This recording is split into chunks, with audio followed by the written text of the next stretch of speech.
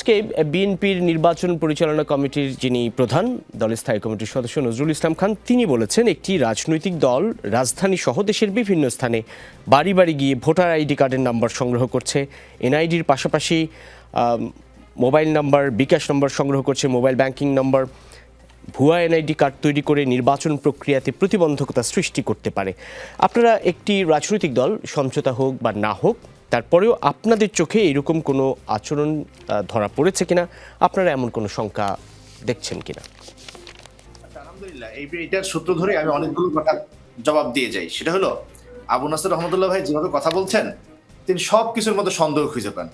নির্বাচনের আগে সমঝোতা করছি, ওনার কাছে এটাকে মনে হচ্ছে খেলাধুলা। তো আবার ক্ষমতায় যাওয়ার জন্য যে জোট করা বা সমঝোতা করা, এটাকে ওনার কাছে নেতিবাচক অর্থে মনে হয়। তো এবং রহমতুল্লাহ ভাই নাসিরউদ্দিন পাটোয়ারি, ওই নাম বলেন আমি বলে ফেলি, সম্পর্কে যেভাবে কথা বললেন আমি তার তীব্র নিন্দা জানিয়ে রাখলাম, বাকিটাকে বললাম। তো মানে রহমতুল্লাহ ভাই সহ এবং আমাদের বিএনপির নির্বাচন পরিচালনা কমিটির আহ্বায়ক যে বলেছেন নজরুল ইসলাম খান সাহেব, এটা হলো একই ধারার কথাবার্তা যে তারা সব কিছুতে সন্দেহ খুঁজে পাচ্ছেন। এখন কথা বলি, প্রথম কথা হলো যে আমাদের সাথে আমরা যে সমঝোতা করছিলাম সেটা কিন্তু ভাঙে নাই, সমঝোতা এখনো বহাল, ইনশাআল্লাহ এই সমঝোতা টিকে থাকবে। এই সমঝোতাটা হলো পুরনো বন্দোবস্ত বা নতুন বন্দোবস্তের। অনেকে বললেন না যে আদর্শ ভিত্তিক জোট না ট্যাকটিক্যাল জোট, আমি বলি পুরাতন বন্দোবস্ত নতুন বন্দোবস্ত। পুরাতন বন্দোবস্ত কি সব জায়গায় সন্দেহবাতিক হওয়া, সব জায়গায় ওই ধরনের হওয়া, তা না।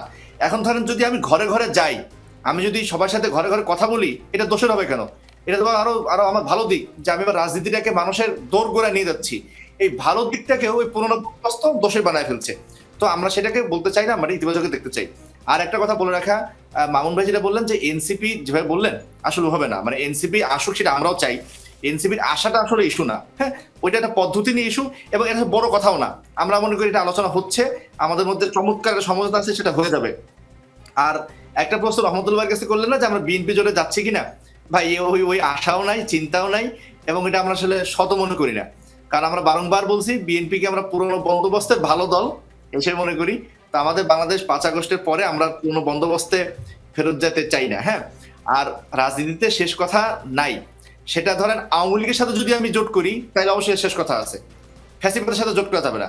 কিন্তু আমি ক্লিয়ার করছি যে ৫ আগস্টের পরে বাংলাদেশের রাজনৈতিক দল সবাই আমরা দেশকে গড়ে তোলার জন্য একটা ইতিবাচক মানসিকতা সবাই দল। এই দলগুলোর মধ্যে কে কার সাথে বর্গ করলো না করলো এটা খুব বড় কিছু হওয়ার কথা না। তো এটা আর একটা কথা ভাই, আপনার একটা কথা এটা জোরালো আমি নোট অফ ডিসেন্ট দিয়ে রাখতেছি। সেটা হলো যে এই ধর্মভিত্তিক দল আমরা আসলে ধর্মভিত্তিক দল না, এবং ইসলামকে ধর্ম বলে যা বোঝায় ইসলাম তার চেয়ে বিস্তৃত অনেক কিছু। হ্যাঁ, তো ধর্মভিত্তিক বলে যেভাবে ক্যাটাগরাইজ করা হয়, বর্গায়িত করা হয়, সেটা মনে হয় আমাদেরকে না করাটাই সেটা ইনসাফ হবে। আমরা একটা গণ অধিকার ভিত্তিক দল, মাকাসিদের শরিয়াকে সামনে রেখে রাজনীতি করি। হ্যাঁ, এখন ভালো মন্দ তো বিচার করতে হয়। তো ভালো মন্দ মাপার মাপকাঠি কি? ইসলাম। আমার তারবিয়া হলো ইসলাম, আমার পিছনে প্রেরণা হলো ইসলাম, আমার মাপকাঠি হলো ইসলাম। কিন্তু ধর্মভিত্তিক যে রাজনৈতিক দল, ওই অর্থে আসলে বললে ইসলামকে ছোট করা হয় এবং আমাদের কার্যক্রমগুলোকে ছোট করা হয়। এইটুকুই আসলে আমার এই পর্যায়ে বলা ছিল।